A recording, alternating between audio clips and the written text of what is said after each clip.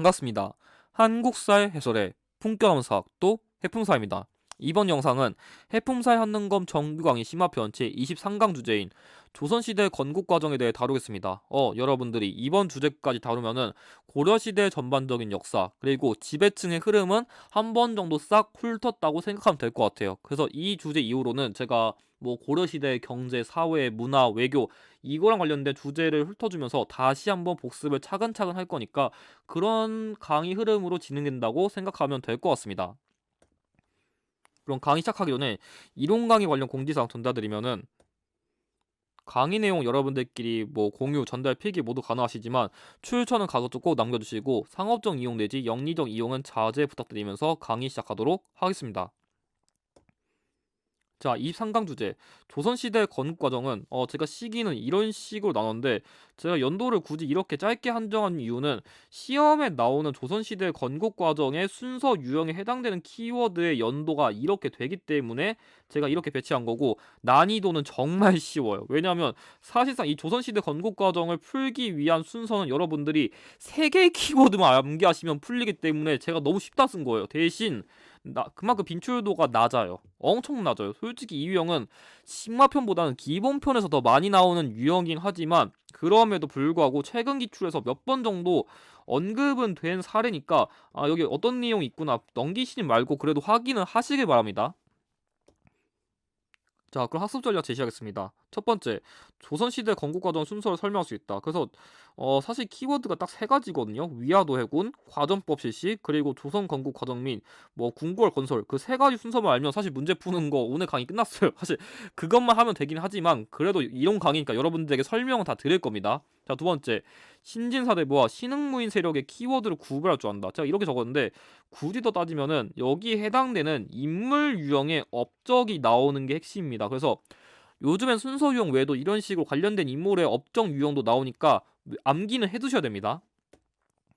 그래가지고 출제 원리의 경우에는 문제에서 조선의 건국 과정의 순서 유형을 제시하는 게 기본적인 흐름이고요. 그리고 신진사대부 또는 신흥무인 세력과 관련된 인물 관련 유형이 출제된다. 그래서 아마 여러분들이 실질적으로 고려시대에서 인물 유형을 푸는 건 여기에 해당되는 유형이라던가 앞서 다뤘던 강의의 이재현 이 정도만 기억하시면 될 것 같아요. 거기다가 추가적으로 무신정권 시기의 집권자인 최충원, 최후 한 이 정도만 암기하셔도 인물형 푸는데 크게 무리는 없을 것 같습니다. 자, 그럼 먼저 핵심 키워드 이해부터 설명드리겠습니다. 자, 그래서 일단은 여러분들이 조선시대 건국과정 이해하기 위해서는 이 신진사대부랑 신흥무인 세력의 형성부터 이해하실 필요가 있는데, 이 신진사대부란 거는 말 그대로 새로운, 어떻게 보면 진보적인 그런 새로운 세력 이런 거예요. 그래서 일단 이 신진사대부랑 신흥무인 세력을 여러분들이 아셔야 고려 말의 역사적 사실을 이해할 수 있습니다. 자, 뭐냐면 일단 고려 말에는 안향이라는 성리학을 유입한 인물이 있거든요. 그래서 이 안향은 중국에서 성리학이라는 그런 종교를 유입했는데, 이 성리학이라는 학문은 말 그대로 원래 유교에서 조금 세분화된 그런 걸로서 우주의 원리라던가 인간의 본성을 탐구하는 그런 일종의 종교이자 학문 이런 거예요. 그래서 이 신진사대부의 경우에는 이 성리학을 좀 자신들의 학문으로 신봉했는데, 그 이유가 뭐냐면 약간 좀 내부적으로는 하도 약간 좀 계속 무신들도 깽판치고 검은세력도 깽판치고 정치가 쇠퇴하고, 외부적으로는 하도 외세 침입으로 인해 가지고 간섭도 받고 하도 공격받으니까 나라가 너무 어지러워. 그래서 이 나라를 좀 개혁하기 위해서는 우리의 그런 본성도 다시 한번 돌아보고 또 새로운 학문으로서 사실 리프레시할 필요가 있다. 그래서 그걸로 적절한 게 성리학이구나. 그래가지고 이 신진사대부 세력은 이걸 바탕으로 새로운 그런 학문을 추구하는 세력으로서 이해하실 필요가 있어요. 그래서 특히 공민왕 시기에 이 신진사대부가 본격적으로 등용되기 시작했는데, 그래서 이 이색이란 인물이 어떻게 보면 이 신진사대부의 수장? 아니면 거의 원로급? 할아버지? 아버지? 약간 이렇게 표현할 수 있을 것 같은데, 이 성균관 대사동에 이 이색이란 인물을 임명하면서 이때부터 이제 조금 신진사대부가 등용되기 시작했어요. 이 대사성이란 거는 성균관의 그냥 수장입니다. 그냥 그 정도만 아시면 되고, 해풍사님, 근데 성균관은 제가 조선시대 키워드를 아는데 왜 고려시대에 또 있죠? 하는데, 사실 이건 하는 거면 필요 없는 짓이긴 한데, 원래 우리가 저번에 고려 성종 시기에 고려의 국립교육기관인 국자감이 설치됐다는데 이게 나중에 원 간섭기 시기에 와가지고 막 이름이 국학도 되고 나중에 뭐 성균관 말고 성균감 또 공민왕 시기에는 이 성균감을 성균관으로 개칭한 듯 그러니까 원래 옛날에 그 국립교육기관의 명칭만 바꾼 거고 그 성균관이 조선시대에도 이어져가지고 명칭만 갖게 하고 새로운 교육기관으로서 아예 성균관을 세운 거예요. 그래서 어떻게 보면 이 이름의 그런 기원이 고려시대 나와가지고 그냥 조선시대에 이어졌다 그것만 이해하시면 되는데 여러분들은 이런 건 모르셔도 되고 그냥 이 시기에 그냥 성균관의 이 신진사대부의 이렇게 세력의 대표가 이렇게 임명되면서 얘네가 유입됐구나 그 정도만 잡고 넘어가셔도 됩니다.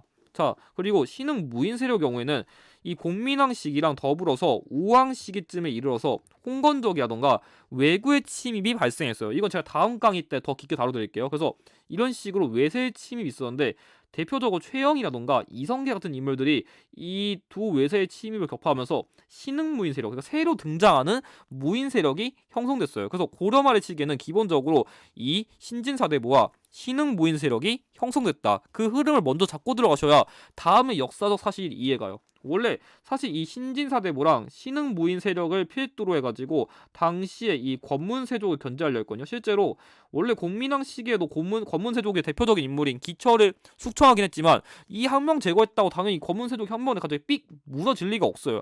남아있는 인물도 있거든요. 그래서 사실 이 권문세족과 신진사대부, 신흥무인 세력끼리도 나름 갈등이 있었는데 결과적으로 얘네가 무너지면서 얘네가 점차 부상하는 그런 흐름이 있었던 겁니다.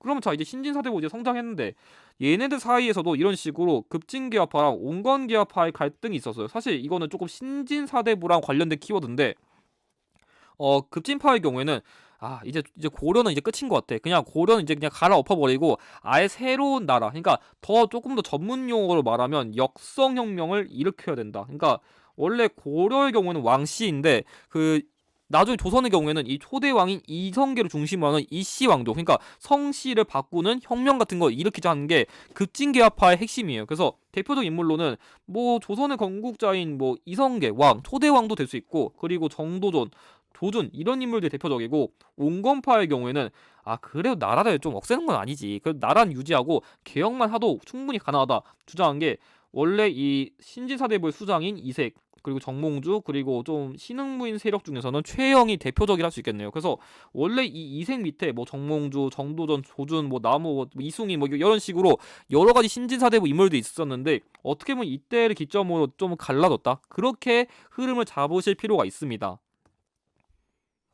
그런 과정 속에서 이제부터 여러분들이 중요한 건 이겁니다. 그래서 이제부터 조선의 건국 과정이 추진되는데 원래 이 갈등이 어떻게 보면 시발점이 된 게 요동정벌 추진이에요. 그래서 이 요동정벌 추진은 우왕 시기에 발생한 건데 조금 이걸 배경을 설명드리면 당시의 중국의 좀 흐름을 보면은 원래 이 중국에는 제가 저번에 원나라가 있었다 했었는데 사실 이 공민왕 시기에 원나라에 대한 그 반원 정책을 추진할 수 있었던 게 이 원나라가 점차 쇠퇴하는 시기랑 좀 맞물리게 됐어요. 그래서 이 원나라가 점차 멸망하고 이제 중국에는 새로운 명나라라는 국가가 만들어졌는데 이 당시에 명나라의 초대 황제인 주원장이라는 인물이 여기 요동지역 한 여기쯤이 요동인데 이 원래 원나라가 이게 간섭을 하고 있었는데 이제 명나라가 새로 이렇게 되면서 사실 이 영토를 좀 누가 먹을까 되게 갈등하는 시점이었거든요. 어떻게 보면 고려도 이제 새로 이제 멸망해가고 좀 이렇게 새로 조선이 건국된 시기고 중국도 혼란한 시기였는데 이 주원장이 이 요동 지역은 내 거야 하면서 천령이란 걸 설치해가지고 여기 땅 간섭하지 마세요 이런 식으로 먼저 땅 도장을 찍으니까 당시에 이 최영이라는 인물이 야 쟤가 뭔데 갑자기 요동 먹어 원래 요동 고구려 때도 우리 땅이고 야 발해 때도 우리 땅이고 야 우리가 먹어야 돼 하면서 이 최영이 부들부들하면서 여기 땅 먹겠다면서 요동 정벌을 얘가 먼저 추진했어요. 근데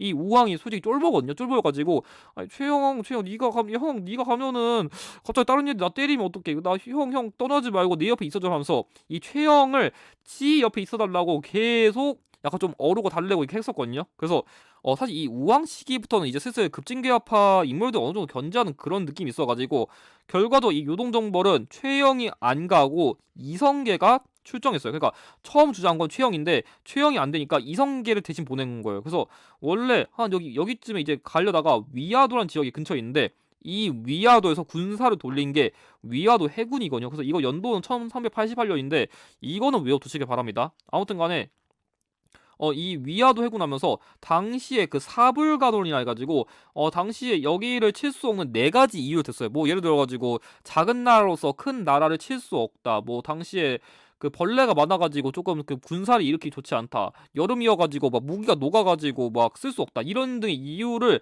대면서 얘가 거절했었는데 뭔 개소리야 빨리 출정 안 해? 이렇게 해가지고 안 되겠다. 야 내가 야 어차피 우리 여기 가면 다 개죽음이야 하면서 야 빨리 군사 회군해 하면서 결국 이렇게 다시 군사를 돌렸거든요. 군사 돌렸는데 이 개경 지역쯤에서 지금은 그냥 지금 대충 그린 겁니다. 아무튼 간에 여기서 이 위아더를 해군한 과정 중에서 당시 최영 입장에서는 군사 돌리니까 야 아무리 내가 그 출정하라 했었지만 이거 군사 돌리는 거 나한테 빡쳐가지고 지금 나 치려고 오는 거 아니야? 그렇게 느낀 거예요. 사실 어떻게 보면은 이성기 입장에서는 그냥 나 죽기 싫어가지고 그냥 회군했는데요. 그건데 사실 이렇게 군사 돌린 게 어떻게 보면 당시 급진파와 온건파의 갈등이 그렇게 심했던 것도 있고 어떻게 보면 사실 어떻게 생각하면은 이 시점 기점으로 이성계 입장에서도 야 지금 갈아엎고 싸울 바에 그냥 빨리 내가 군사 있는 상황에서 빨리 쟤랑 붙어야겠다.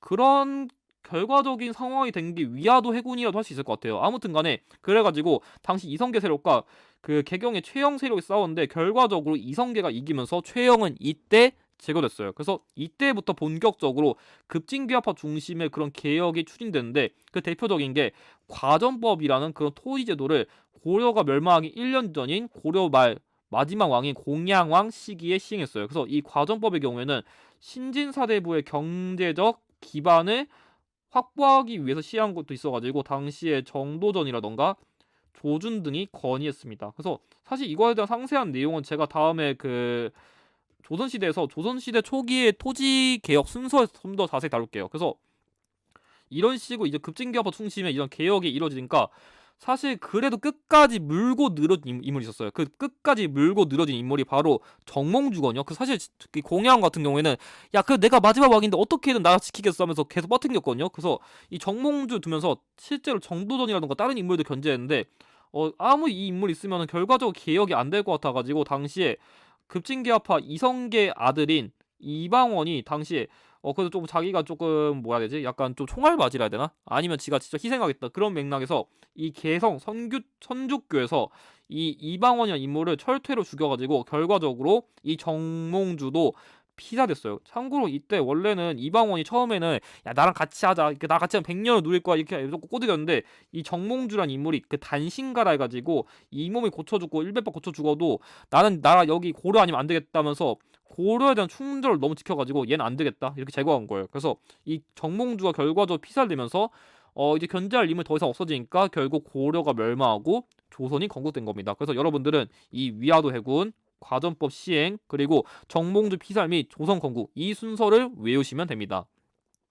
자, 그래가지고 이 순서 이후에 한양에다 결국 경복궁 등 궁궐을 설치하면서 이제 고려가 멸망하고 우리나라 역사에서 조선이란 새로운 국가가 건국된 겁니다. 참고로 이거는 지역사 키워드로 나올 수 있으니까 꼭 외워두시길 바랍니다.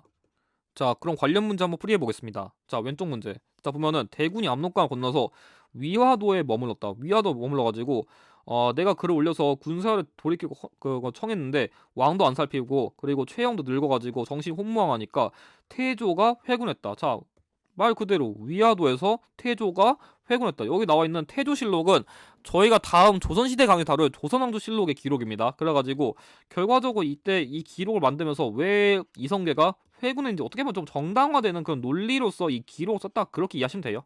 자, 밑에 보면은 나의 사료는 태조가 마지못해 뭐 수창공 행차했다는데 그거 몰라도 여기 보면은 태조는 말에서 내려서 걸에서 대전에 들어가 왕위를 올라가지고 어자를 피하고 기둥 앞에 서서 여러 신하들의 할애를 받았다. 그러니까 뭔 말이냐면 이 태조 여기만 이 태조는 이성계인데 이 이성계가 결과적으로 왕위에 올라가지고 얘가 초대 왕이 된 거다.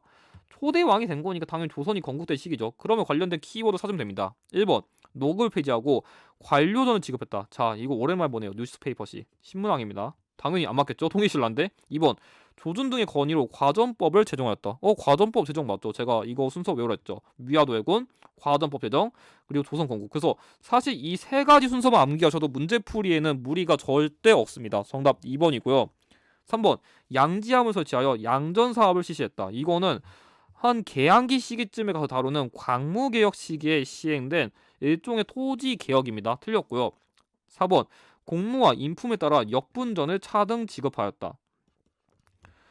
역분전을 차등 지급한 거는 이거는 제가 저번에 설명드렸죠. 왕건식의 호족에게 보상을 주기 위한 일종의 개혁이다. 틀렸고 5번 직전법을 실시하여 현직 관리에게만 수도권을 지급한 거는 이 직전법 아직 설명 안 드린 건데 이건 나중에 조선 세조 시기의 개혁입니다. 그래가지고 정답은 2번입니다. 자, 다음 두 인물의 공통적으로 옳은 것은 자 여기 보면은 제가 아까 역성혁명 반대 찬성 이런 얘기했었고 이 인물 같은 경우에는 조선 건국을 주도했다. 그래서 사실 정확하게 설명드리면은 이 인물 같은 경우에는 정몽주고 여기 나와 있는 인물 정도전이거든요. 사실 정도전도 원래 지금 설명드려야 되는데 정도전의 경우에는 그냥 제가 조선시대 인물 파트에서 다 다루겠습니다. 지금 다루기엔 너무 빨라가지고 제가 인물 파트에서 이 인물을 조금 더 자세히 설명을 드릴게요. 그러면 자 정몽주와 정도전은 제가 아까 설명드렸듯이 공통적으로 두 인물은 모두 신진 사대부예요. 그거와 관련된 키워드 뽑으시면 됩니다. 1번 왕실과 중첩된 혼인관계를 맺었다. 이 왕실과 혼인관계를 맺은 거는 저번에 다뤘던 대표적인 이자겸과 같은 문벌귀족이라 할 수 있겠고 자 2번 성리학을 개혁 사상으로 삼았다. 맞아요. 자 신진사대부는 성리학을 당시 자신들의 학문을 삼았다 했죠. 정답 2번이고 3번 중방을 중심으로 권력을 장악한 거는 무신이죠. 틀렸고 4번 원 세력을 배경으로 대농장 차지했다. 제가 한번 간단히 저번에 설명드렸었는데 이거는 권문 세족입니다. 틀렸고 5번 홍건적과 외구의 토벌을 통해 성장한 거는 이게 아까 제가 얘기한 신흥 무인 세력입니다. 그래서 이런 식으로 문제 외에도 다른 뭐 여기 정도전 업적으로 오른 것은 뭐 정몽주와 관련된 사실로 옳은 것은 이런 문제도 나올 수 있으니까 그런 점은 좀 주의하시길 바랍니다. 그럼 이것으로 23강 강의 마치도록 하겠습니다. 이번 강의에서 활용된 기출의 추천은 다음과 같습니다. 그럼 강의 보시냐 수고하셨고 다음 24강은 조금 어려운 주제니까 여러분들이 주의하시길 바랍니다. 다음 24강 고려시대 대외항쟁 강의에서 여러분들을 위한 또 강의를 준비해 오도록 하겠습니다. 영상의 내용이 도움이 되셨다면 좋아요와 구독을 부탁드립니다. 감사합니다.